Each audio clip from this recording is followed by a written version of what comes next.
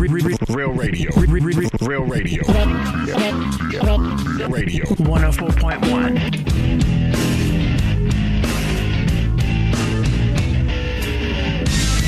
Hey, how's it sound there? Sounds fine to me. Ooh, I'm on a desktop. No more lappy toppy for a while.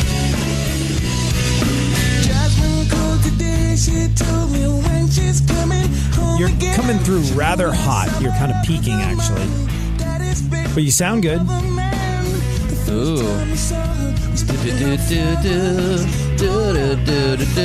I usually peak. Early.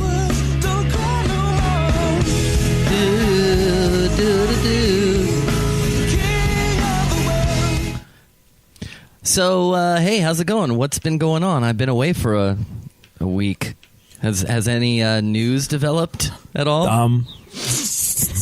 You really don't know what's happened over the last week? I've been at a street corner in San Francisco, like completely detached from the world. So, is there a lot of job openings in Hollywood now, I hear? That's about as I'm hearing at this point. Well, if you want to make movies and perhaps have an FX comedy series or be on an HBO special or something of that nature, there is a rather large space where Louis C.K. used to be. Oh, no. Louis C.K.? Okay, so I knew a little bit about this. Sure. Like, this came out a while ago, though. Where it was rumored. It was rumored. It's been rumored for a very long time. Like, I saw one thing written once about 4 years ago and then never heard anything about it ever again. And I don't remember the context of what it was. Here's what's interesting about all this. Look, you and I, we kind of understand this. We are creative people. There's a lot of things that writers, artists, comedians, radio personalities, media folks, people that create stuff out of thin freaking air have a process. Like every single day we go on the radio, and where there is nothing, there is a radio show. And we all have our different ways of creating. We all have our different processes. And as creative people, we have to be allowed to speak and act and think differently as part of our creating.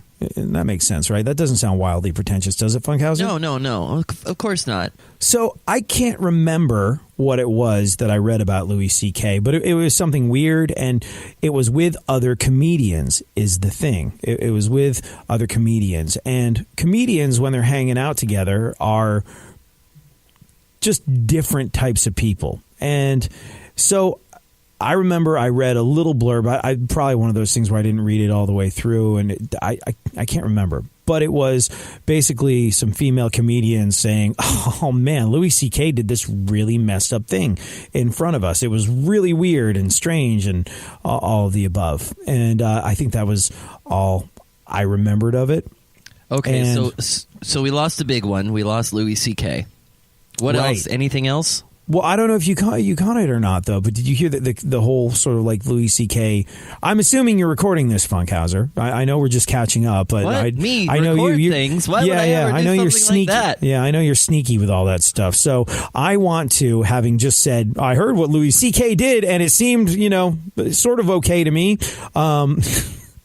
I wanted to offer the context and say unequivocally, not okay, not cool. Because when you dig a little deeper, well, ladies and gentlemen, please join me in welcoming Louis C.K. to this. Oh fuck, can't even. It's. I think it's so disgruntling because I've been such a huge fan of his work for so long. But, ladies and gentlemen, please join me in welcoming Louis C.K. to the Disgusting Old Men's Club of Hollywood. The New York Times printed accusations from 5 women who say that he harassed them by either playing with himself in front of them or asking if he could. The 2 sort of main protagonists in the New York Times story were Dana Min Goodman and Julia Wolof. They say that Louis invited them to his hotel room after a show back in 2002 where he asked if he could expose himself to them. They thought he was joking because, like I said, comedians have a different way of communicating. And they thought, that funny Louis. They thought he was joking until he just did it. Goodman said, quote, he proceeded to take all of his clothes off and got completely naked and started masturbating. They told several people about it until they heard Louis' manager was gunning for them. In 2003, Abby Schnackner, I'm not, Schachner. How would you pronounce that name? Schnackner. Okay. In 2003, Abby Schnackner called Louis C.K. to invite him to one of her shows. He started telling her about his sexual fantasies and breathing heavily, and she could tell that he was enjoying himself on the other end of the phone. 6 years later, he texted her an apology saying, quote, that was a bad time in my life and I'm sorry. I remember thinking what a repulsive person I was being by responding the way that I did. Rebecca Corey said that Louis asked if he could touch himself in front of her while they were both filming a 2005 TV pilot. Courtney Cox and David Arquette were producing the show. They both say that it happened. Corey also got an apology from Louis years later. He told her, quote, I used to misread people back then. It goes on. The fifth accuser is an anonymous staffer from the Chris Rock show back in the late 90s. She said Louis repeatedly asked her to watch him go to town on himself. Louis was a writer and producer on the show. Those allegations might not come as a huge shock. There's been rumors for a few years about Louis C.K. doing this to women, and comedian Tig Notaro brought them back up in September when she was promoting her Amazon series, One Mississippi. Louis C.K., I think, was the executive producer on that. Wow. And she said that Louis had to confront those rumors. She was kind of getting tarred with the same brush. I think it was sort of like this known thing in comedic circles, like the rest of us that were really part of the audience and not part of the comedic industry, which is a really kind of tight-knit situation. Maybe heard people joke about it and thought maybe it was a joke. And Louis C.K. jokes about himself doing that sort of thing. So we weren't really in on it, but Tig Notaro, I guess, knew what the situation was. Louis, like I said, is listed as a producer on that show, but only through his company. Tig has gone on the record over and over again saying he has nothing to do with it personally. And she actually put a scene into one of the episodes where a woman's boss plays with himself in front of her during a meeting. And Tig admitted that it was a fictional treatment for the Louis C.K. rumors. And Roseanne said last year she'd heard so many stories about Louis C.K. doing this. When people reached out to Louis' rep, this was, I think, last night, said Louis C.K. is not going to be answering any questions, but he did. He released a statement. Did you see the statement? Yeah, I read a little of it. I thought it was well played. The thing that he did that was very un-Weinstein was that he absolutely admitted to doing it. He was like, yep, I did that. That was wrong. Weinstein had these garbage, like, oh, I grew up in a different time and I'm trying to evolve and all this. Like, Louis C.K. owned how horrifically wrong it was that he did it. What did he say? Yeah. I want to address the stories told to the New York Times by 5 women. 5 women named Abby, Rebecca, Dana, Julia, who felt able to name themselves, and 1 who did not. These stories are true. At the time, I said to myself that what I did was okay because I never showed a woman my dick without asking first. It's weird that he would use that word, right? Like, it's almost like he's trying to connect. He's using vernacular that we would use. Like, we don't use big words because we're over the air, so I get where he's going. He's just trying to make sense of it all.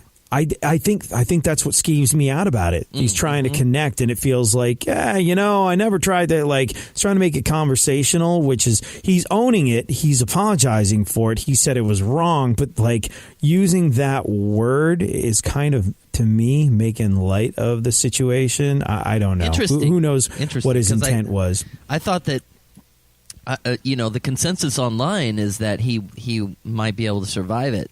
Well, I mean, no. I think it's kind of a sneaky, underhanded way of trying to connect and be casual when he's telling this story. I mean, let me continue. I never showed a woman my dick without asking first, meaning I would ask and then just do it, because apparently he wouldn't wait for a yes or no. Or so I think a lot of the time people would think it was maybe a joke, but he said This is also true, but what I learned later in life, too late, is that when you have power over another person, asking them to look at your dick isn't a question, it's a predicament for them. The power I had over these women is that they admired me, and I wielded that power irresponsibly.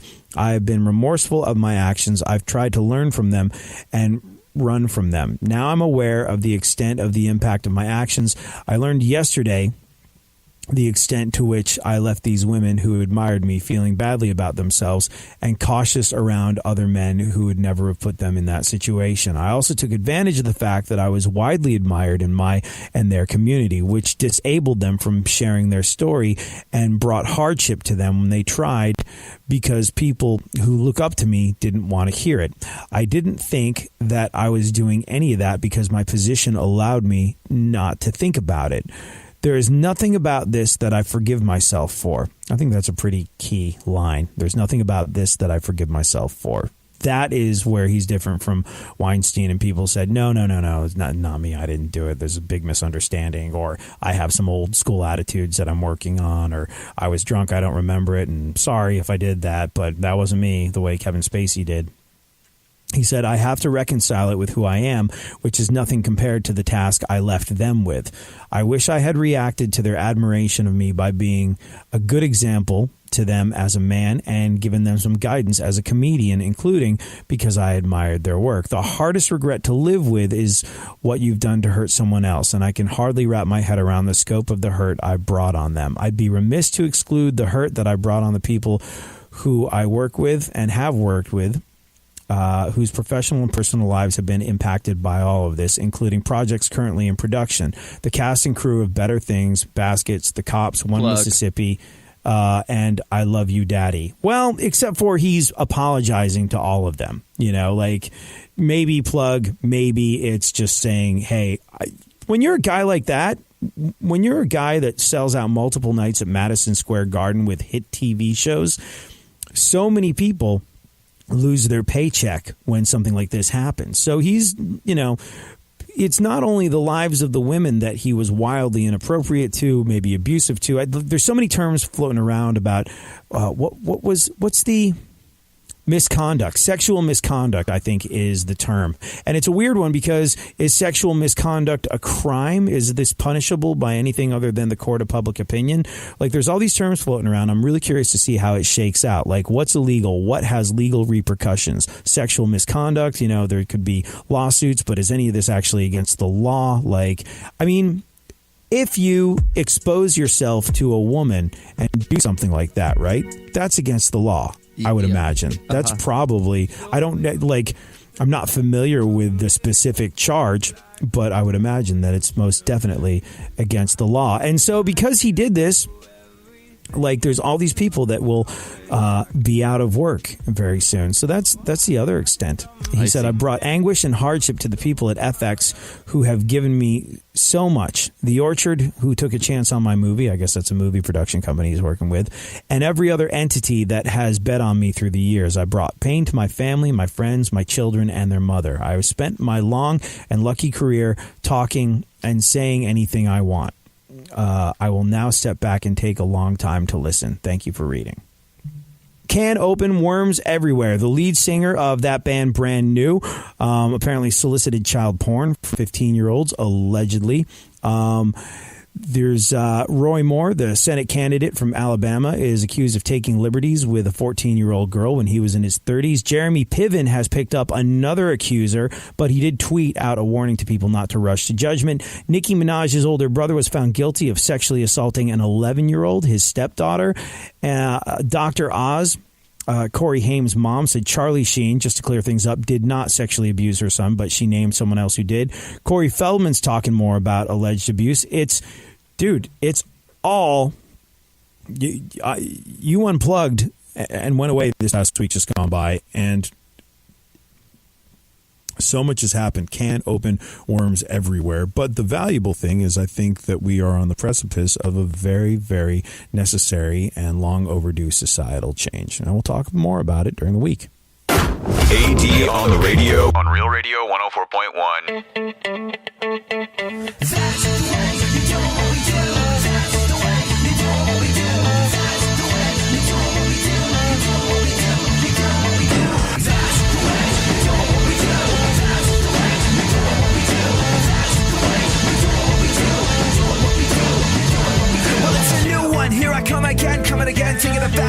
place where I'm picking up the pen. And before I started, it's already a killer. When you know that you're good, I gotta say that it's a thriller. Hey, I do it my way, bitch. Taking advantage of the gift, we gotta make it and pay to play. So what do you say, bitch? What do you say? You say that what I did just blew you away.